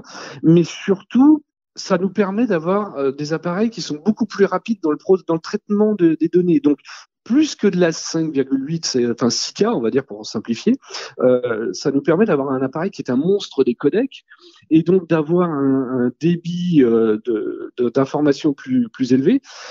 Et de ce fait, permet de faire le fameux ProRes, permet d'avoir la dynamique boostée avec le fameux système qu'on a intégré dans le GH6, d'augmenter fondamentalement la capacité de l'autofocus. Et encore une fois, tout ça sans limite de temps et sans chauffe. Ça a toujours été un des fondamentaux de Lumix dès le départ, dès qu'on a créé le premier appareil hybride, c'était le maintien de la montée en température du capteur. Il fallait pas que ça chauffe. Et ça, arriver à 25 millions de pixels avec des débits aussi énormes, sans chauffe, etc., et donc sans limite de temps, c'est une nouvelle ère. D'autant plus qu'avec ce nouveau capteur, on peut probablement imaginer il va équiper d'autres futurs boîtiers, aussi bien en vidéo qu'en photo. Donc ça ouvre une ère, et je vais plus loin en disant pas qu'une nouvelle ère en vidéo, mais également une nouvelle ère en photo. Alors d'ailleurs, pour ceux qui s'intéressent particulièrement à ce nouvel appareil, le Lumix GH6, sachez qu'on a réalisé avec Benjamin une émission spéciale dédiée à ce boîtier avec les équipes de Lumix que vous pouvez retrouver sur notre flux podcast. Donc finalement, si on écoute et on comprend bien ce que dit Laurent Carsena, c'est que ce petit entre guillemets format micro 4/3 et les 20-25 millions de pixels, c'est quand même plutôt un avantage en vidéo qu'un inconvénient. Juste une chose par rapport à ce qu'il dit qu'il faut préciser, c'est que certes, il n'y a pas de surchauffe en vidéo, il y a néanmoins un système de refroidissement en interne, comme dans le S1H, donc dans le GH6, qui fait que le GH6 est quand même plus gros que le GH5. Donc c'est ça, finalement, 20 millions de pixels et un petit capteur, ça permet de faire des choses extraordinaires en vidéo, en termes de puissance et de rapidité de calcul. Ah bah oui, c'est clair, et même 25 millions, donc 25 millions, arrivent sur du 5,7K, 5,8K même sur tout le capteur. En anamorphique, ouais. Anamorphique, jusque 120 FPS, et sans limite, avec toute une farandole de codecs H264, H265, et après ils ont aussi les ProRes. Et même avec une mise à jour de firmware, ils vont permettre en interne et en illimité et en externe avec vraiment de la vidéo RAW sur un SSD qui devrait arriver avec une mise à jour de firmware. On est d'accord que ça n'existe pas vraiment en 24/36 des performances comme ça.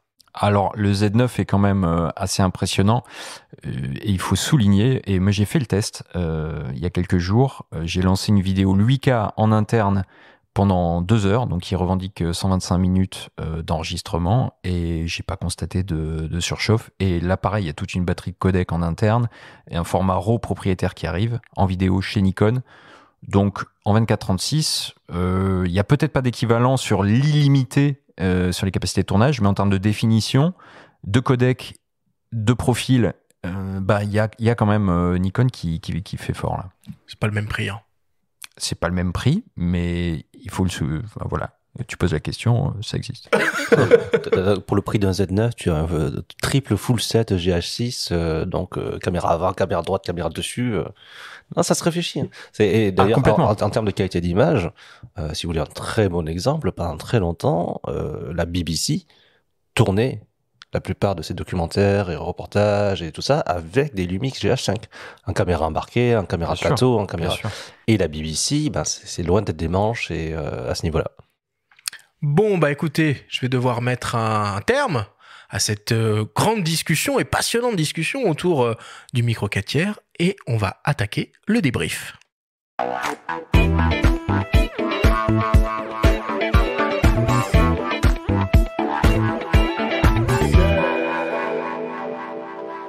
Nous sommes de toujours avec le journaliste Bruno Labarbère et l'ingénieur Pierre-Yves Maître de DxOMark pour parler du système micro 4/3. Messieurs, si on devait essayer de résumer et de synthétiser en quelques minutes ce que l'on s'est dit pendant cette grande émission, qu'est-ce que ce serait ? Ma première question est pour toi, Bruno. Est-ce que le micro 4/3 est toujours dans le game ? Le micro 4/3 a toujours été dans le game, surtout si, en fait, pour 90% des usages, c'est toujours dans le game, et pour 95% du budget, surtout. Qui sont les acteurs du système micro 4/3 ? On a beaucoup cité Panasonic et la division Lumix, donc consacrée à l'image, OM System, Blackmagic, qui sont un petit peu on va dire les 3 piliers, les 3 garants du système micro 4/3 en photo et en vidéo. Après, il y a toute une batterie d'acteurs, notamment en optique, qui proposent beaucoup de modèles compatibles avec cette monture. Ça va de Samyang, Venus Optics, Tamron, Sigma, et tous, ouais, globalement. Sauf Cosina, voilà, tout le monde, sauf ceux qui en font pas. Ok, ça marche. Pierre-Yves, est-ce que tu peux nous rappeler quels sont les avantages de ce système micro 4/3 ? Le système, ça va vraiment être la compacité quand on prend tout en compte, optique plus le boîtier, la plage de focale qu'on va pouvoir atteindre surtout sur les longues focales si on est intéressé par la photo animalière, la robustesse, les capacités vidéo avec un refroidissement un peu plus facile et des vitesses, des performances capteurs qui sont très bonnes. Et à l'inverse, quels sont les inconvénients du système micro 4/3 ?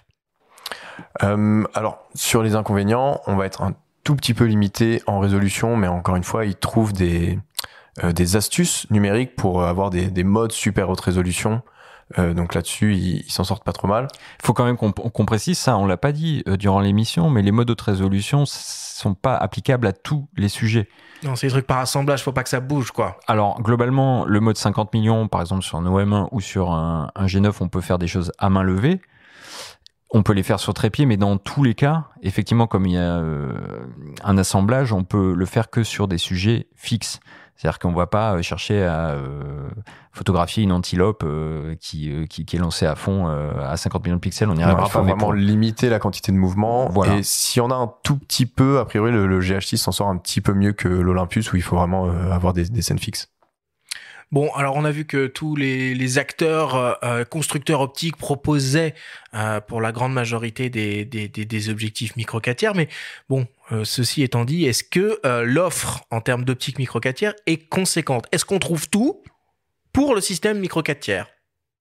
Globalement, c'est l'avantage d'avoir un système qui existe depuis 2008. Il existe quasiment tout aujourd'hui, du très grand angle jusqu'à la très longue focale.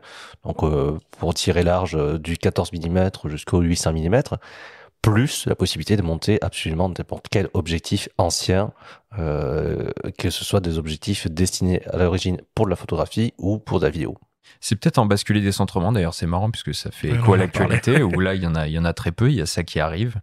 Et puis peut-être des optiques dédiées à l'anamorphique, en tout cas chez Lumix et chez OM System, il y en a pas vraiment, faut aller piocher ailleurs, mais on peut en trouver, ça commence à se démocratiser. Chez Sirui par exemple. En tout cas en photo, pour les amateurs de sport et d'animalier, il y a du gros télé. Il y a pléthore. Il y a du 100-400 qui fait un 200-800, il y a voilà. Et beaucoup plus petit, beaucoup plus léger que ce qu'on peut trouver en full frame. Donc c'est vraiment pertinent sur ce cas d'usage photo-là, c'est très pertinent sur la vidéo, et effectivement sur des cas d'usage où on a vraiment besoin des dynamiques extrêmes, des résolutions extrêmes, là les formats plus grands font du sens. Et par exemple le 40-150 qui fait un 80-300 chez Olympus, qui ouvre à 2.8 constant et qui est pas plus gros qu'une bouteille d'eau. Magnifique optique. Il y a aussi un 200 mm f2.8 fixe chez Pana qu'on peut combiner avec un téléconvertisseur 1x4. Donc oui, en téléobjectif, c'est vraiment... Ce qui est un peu plus dur, c'est les ultra grands angles, du coup, mécaniquement. Il y en a, mais disons que ce sera un petit peu plus limitant si on raisonne plus en termes de focale large. Ok. Bon, et si on parle un peu portefeuille, est-ce que le micro 4 tiers est plus économique que du 24-36 ? Ça dépend. Ça dépend. Après, si on considère des achats, on va dire, typiquement l'achat de l'appareil photographique familial qui existe toujours malgré le smartphone, c'est ce qu'il y a de plus complet pour des budgets qui sont entre 600 et 800 euros. Et même jusqu'à 1000 euros, on peut se faire plaisir avec un boîtier qui est pas forcément de dernière génération, mais tout à fait dans le coup, et avec une petite focale fixe équivalente 50 1.7. Il y a régulièrement des offres promotionnelles chez Panasonic et chez Olympus. Ils sont très très très forts là-dessus. Et après, même quand on monte jusqu'à 2000 euros, quand on voit que pour 2000 euros, on a un GH6 aujourd'hui, qui n'a strictement aucun équivalent nulle part, en tout cas à ce tarif-là, on s'y retrouve. Ensuite, c'est comme partout, c'est que dès qu'on veut un objectif professionnel, très lumineux, avec une qualité de piqué extrême, il faut ressortir les sous, et que oui, il existe des objectifs à 2000 euros en micro 4 tiers. Mais vous n'êtes pas obligé de les acheter si vous n'avez pas besoin, c'est ça le truc.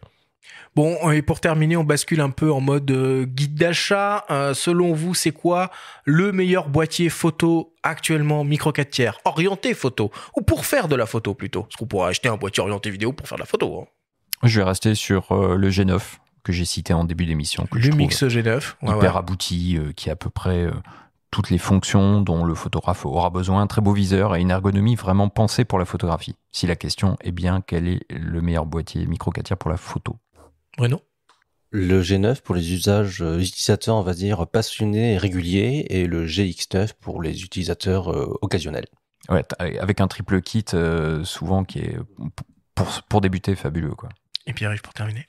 Alors moi, dans mes usages perso, je suis plutôt photo, et là, l'OM System OM1 avec les filtres Live ND, les modes super résolution et les rafales qui sont à une vitesse fantastique, jusque 50 fps avec l'autofocus continu. ça donne très envie d'essayer. Et même encore plus, je crois qu'il va à 120 images secondes en mode Pro Capture avec l'AF et l'exposition que sur la première image. Mais ouais, c'est ça. S'il bloque l'AF sur la première, il peut monter jusqu'à 120 FPS. Après, s'il y a quelqu'un de OM System qui nous écoute et qui veut faire un Pen F Mark II, je veux bien. Je veux bien. J'ai des frissons. Et chez Lumix, c'est un G9 Mark II. Pourquoi pas? Bon, ok, voilà pour la photo et pour la vidéo. C'est quoi les meilleurs boîtiers? GH6. Moi, je dirais le GH5, du coup, qui reste toujours dans le coup. Et si on n'a pas besoin des innovations du GH6 qui touche quand même finalement peut-être pas le plus grand nombre, je resterai sur le GH5 qui reste absolument incontournable. Et qui se trouve pour environ 1 000 € neuf. Et qui permet d'acheter des optiques du coup. Après, si on a les moyens, c'est toujours mieux. Si on a déjà sa gamme optique et si on veut upgrader, le GH6 en ce moment, c'est ce qui se fait de mieux en termes de vidéo. Mais en choix de raison, je dirais le GH5. Pierre-Yves, t'es d'accord? Ouais, sur la vidéo, je suis assez d'accord. Merci beaucoup, messieurs, pour toutes ces explications.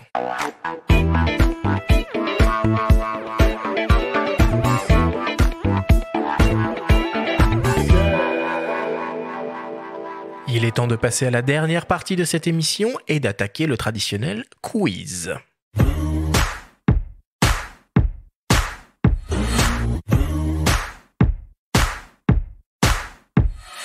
Le principe du quiz est très simple. Nous avons reçu des questions de la part de nos auditeurs qu'ils vous ont posées via notre compte Instagram, en lien ou non avec le sujet de cette émission. Nous en avons sélectionné quelques-unes et vous allez avoir seulement 30 secondes et pas une de plus pour tenter d'y répondre le plus clairement possible. Pierre-Yves Bruno, avez-vous bien compris la consigne? Oui, Jean-Pierre. Parfaitement. Première question qu'il t'est destinée, Bruno, qui nous vient d'un dénommé RMNNTTR. Cette personne se demande, l'avenir du micro 4 tiers passera-t-il par la vidéo? Je trouve que la photo est mise de côté. Commercialement parlant, la vidéo a toujours été le point fort des micro 4 tiers, plus particulièrement de Lumix GH. Technologiquement parlant, c'est les enfants de la vidéo également. Après, j'ai envie de dire, c'est un petit peu ce que les boîtiers sont, ce que vous voulez en faire. Hein. C'est si vous voulez faire la vidéo de la photo avec des Lumix ou des OM System, ça rien ne vous en empêche. Et même, je vous le recommande si vous voulez voyager léger. Merci beaucoup, Bruno. Deuxième question qui était destinée, Pierre-Yves, qui nous vient de Mr. Pat. Quels sont les prochains boîtiers testés sur DxOMark? Alors, le prochain boîtier qui va arriver, ça va être le Nikon Z9. Qu'on a terminé de tester. Et ensuite, on va avoir le Leica M11 qui va arriver avec son capteur de 61 mégapixels. Alors c'est bon, le Z9?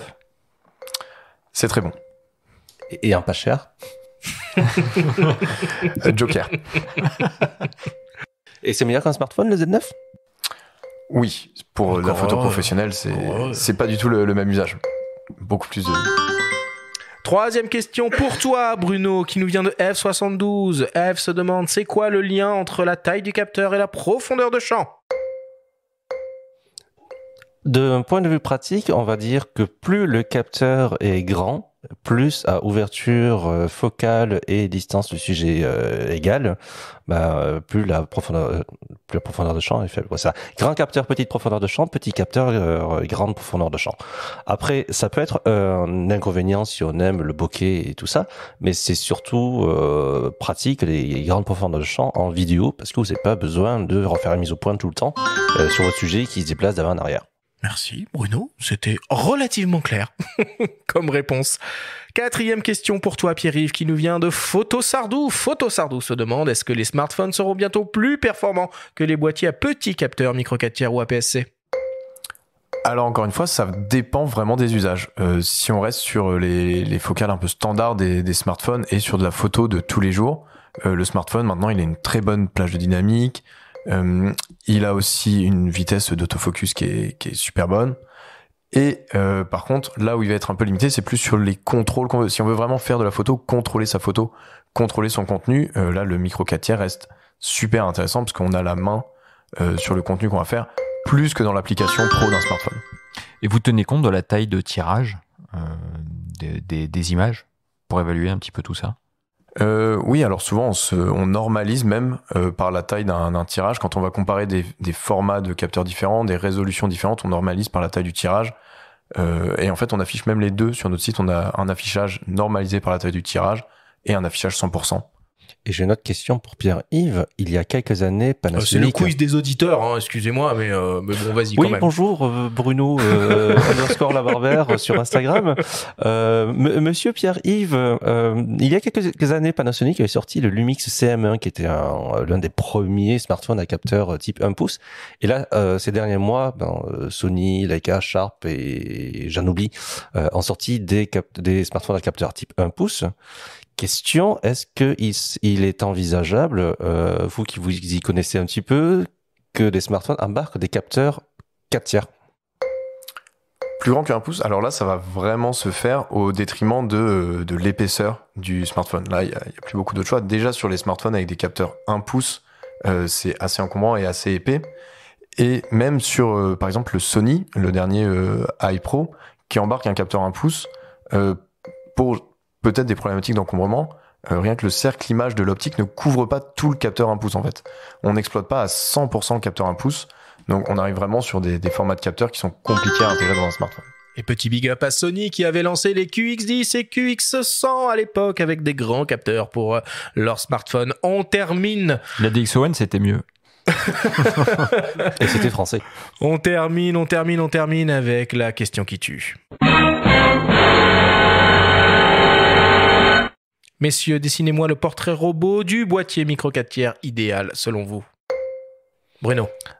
Ce serait un héritier du Lumix GM5 et du Pen F, donc ce serait un joli design qui tient à la poche, un petit peu rétro, avec le capteur et le processeur du GH6. Moi, ça me va très très bien. Pas de viseur électronique, un viseur optique et un très très bon écran tactile que l'on peut retourner pour le cacher complètement. Et j'ai pas besoin qu'il fasse de la vidéo, mais je veux bien qu'il ait une très très très grosse autonomie. Je relance le chrono, Pierre-Yves. Alors la réponse va être assez similaire. En fait, c'est effectivement une sorte de P9 Mark II avec un viseur. Alors moi, j'aurais plutôt dit hybride que complètement optique, parce qu'il y a quand même un confort avec les viseurs électroniques qui peut être sympa. Mais vraiment tirer à fond parti du petit format et avoir un boîtier sympa, faire de la photo de rue, une sorte de P9 Mark II. Benjamin, pour terminer. Eh ben, je vais rester sur le G9, moi. Mais du coup, je vais sur la visée hybride aussi, d'autant que j'ai un Fuji X100. Donc, j'y suis habitué et j'aime beaucoup ça. Et je prendrai la F de l'OM1, que je mettrai dans le G9. Et là, je pense qu'on serait pas loin de l'hybride idéal avec l'écran qui se retourne contre le boîtier. Mais il l'a déjà. Merci beaucoup.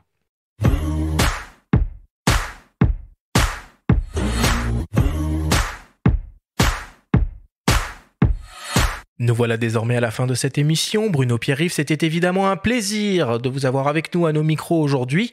Quelles sont vos actualités respectives en ce moment? Je donne la parole à Pierre-Yves pour commencer. De notre côté, chez DxOMark, on est toujours en train de tester les caméras de smartphone, les caméras les boîtiers, les optiques. On a aussi quelques petits articles qui sortent de temps en temps avec un focus un peu particulier. On a parlé de caméras d'ordinateur, de laptop, de vidéoconférence, voir un peu ce que ça va aller, surtout à l'époque où on fait énormément de vidéo call avec le boulot, avec la famille. Et aussi, on commence à poser les premières briques de la mise à jour de notre protocole de smartphone, parce qu'en fait, en smartphone, ça bouge tellement vite que tous les 2 ans minimum, on est obligé de mettre à jour notre protocole, donc de prendre en compte tous les nouveaux usages, réajustés par rapport à l'usage actuel de la photographie et des technologies qui vont arriver dans les smartphones, pour pouvoir bien tester les smartphones de 2022-2023. Ça se traduit par quoi en ce moment? Quelles sont les grosses nouveautés qui arrivent là? Alors, des problématiques qu'on a vu émerger ou qu'on va voir émerger, où ils progressent pas mal, il y a par exemple le cas d'usage macro, où il y a plein de choix technologiques différents qui sont faits pour pouvoir photographier de plus près avec son smartphone, avoir une distance de mise au point plus proche ou un grossissement proche du cas d'usage macro. Donc soit des capteurs dédiés, soit utiliser les ultra grands angles qui sont embarqués pour se rapprocher très près du sujet. Et également en vidéo, beaucoup de problématiques en vidéo, aussi en vidéo zoom. Souvent les capteurs de smartphone ont 1, 2, 3, voire 4 focales fixe embarqué au dos du smartphone quand on va faire de la vidéo et zoomer entre ces différents capteurs. On veut que la qualité d'image reste bonne, on veut que ce soit fluide et pouvoir faire des vidéos un peu plus professionnelles avec son smartphone grâce à ces technologies-là de vidéo zoom et de fluidité. Bon, bah écoute, merci Pierre-Yves. Il va falloir qu'on fasse un jour une émission sur ces technologies de smartphone. On en parle trop souvent pour pas approfondir le sujet. Merci beaucoup Pierre-Yves, c'était vraiment un plaisir de t'avoir avec nous. Mais plaisir partagé, merci beaucoup pour l'invitation au studio. Bruno, mon ami Bruno, quelle est ton actualité ? Oh, c'est toujours un peu pareil à chaque fois que je reviens ici. Le bouquin, voilà, non, le bouquin, c'est la recherche de mécènes pour le bouquin. Alors, au moins, depuis la dernière fois, j'ai trouvé une éditrice et on a une maquette et on a un budget. Voilà, ça avance. Toujours la résidence pour le festival Planche Contact. Donc, j'ai déjà passé 3 semaines à Deauville, Trouville et dans le Calvados et je vais travailler sur le Calvados. Enfin, à la fois la région et la boisson, pour rester dans la continuité du whisky japonais. Donc il y a ce côté-là. Là, quand je vais rentrer, je vais probablement envoyer ma candidature pour le festival Incadakes qui a réouvert ses open calls jusqu'au 15 juillet prochain. Festival très très tendance, Incadakes. Ouais, tu me l'as rappelé en parlant d'Arles en fait. Et puis quoi d'autre? Si. Très prochainement, je vais démarrer une collaboration avec DxO Labs. Mais ça, je vous en reparlerai éventuellement une prochaine fois. Ça marche. Merci beaucoup, Bruno. La semaine prochaine, on va titiller vos papilles et vous faire saliver d'envie avec une émission qui sera dédiée à la photographie culinaire. Merci à tous de nous avoir écoutés. Prenez soin de vous et à la semaine prochaine.